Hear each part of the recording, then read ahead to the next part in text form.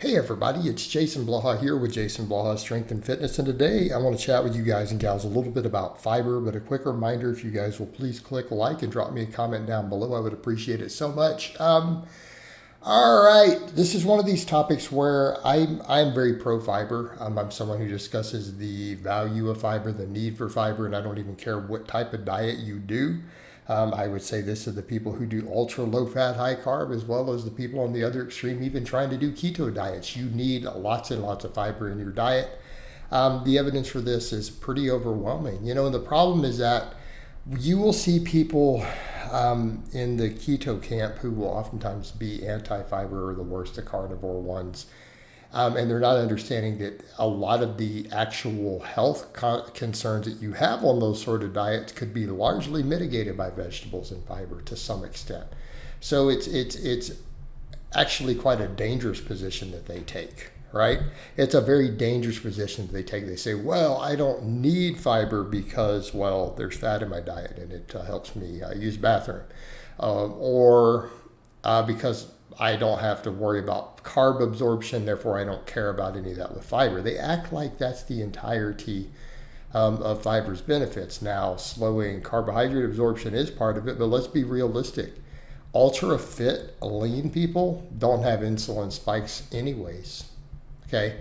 Right? Really, truly active, lean people with a good amount of muscle don't really get elevated blood sugar, insulin from white rice.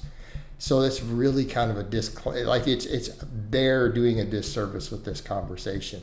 And it's like, I'm not sure if they're willfully ignorant or they literally just don't know. And I'm going to assume they really don't know. And if it's just, unintentional ignorance, then that's the sort of people that need to understand these other benefits.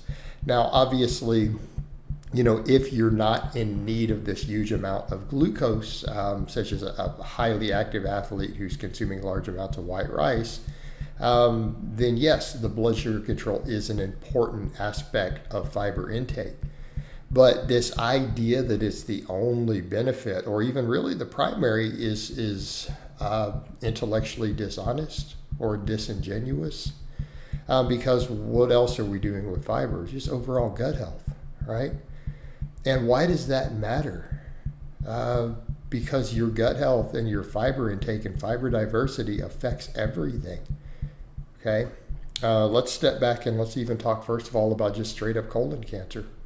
Okay, that's one of the bigger concerns right up front with a lot of red meats, including definitely processed red meats, but even other red meats to some extent, is the potential for colon cancer and cancer of that region.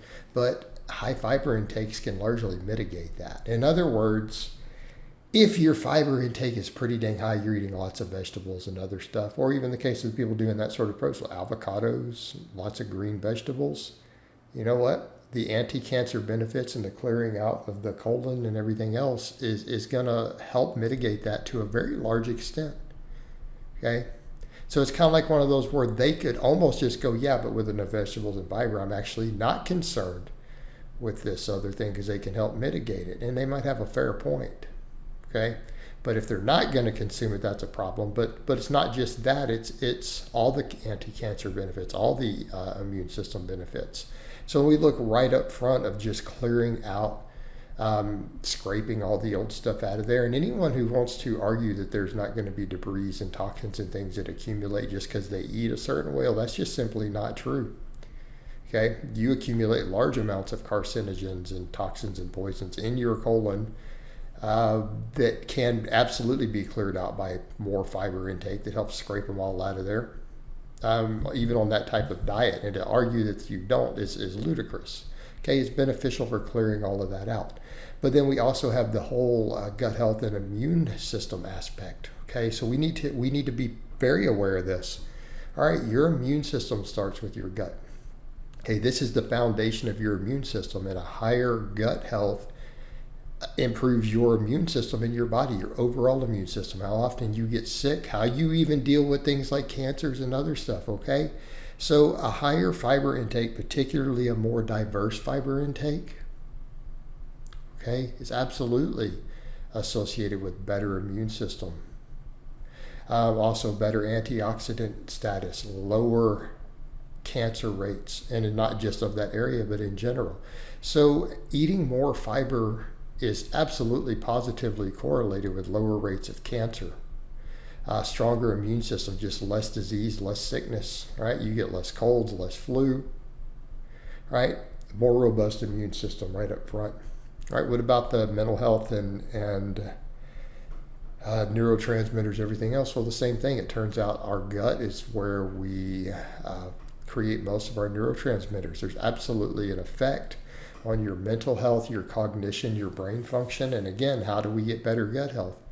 Higher diversity of fiber type, different plants, different fruits, different vegetables, okay?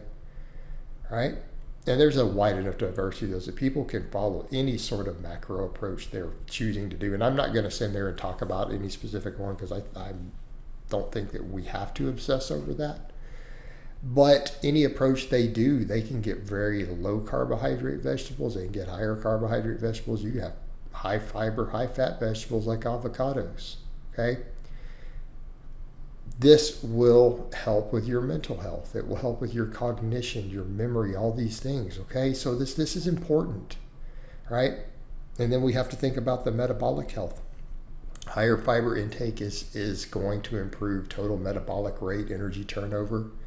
You know, so all these people who are like, I don't need this, and they honestly believe these diets are going to cause them to have this higher metabolic rate and energy turnover. Well, no. In fact, any association with any of that from some of those lower carb diets is from the protein.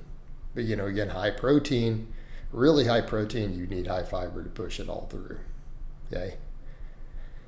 So, again, the metabolic end, we know that higher fiber intakes absolutely increase total metabolic health, metabolic rate, thyroid function. All right? So when we start looking at the totality of it, we're looking at our immune system. We're looking at our mental health and cognition, our mood. We're looking at our total metabolic health. Like fiber is absolutely critical, okay? Fiber is absolutely critical for all of these things. And the same thing, we could talk about recovery from our training and exercise. The ability to clear certain waste products out in there helps. Puts less stress on other parts of your body so you can get this. Okay, so there's all these benefits that we are looking at. And then total energy turnover, metabolic health, metabolism, right? A ton of reasons why we want fiber in our diet that go way beyond the blood sugar control. We can't discount the blood sugar control. That's a big one. But we have all these other extremely important things that we have to think about. All right, guys, that's really all I have to say on that today. I hope it's been informative, and I'll talk to you guys and gals next time.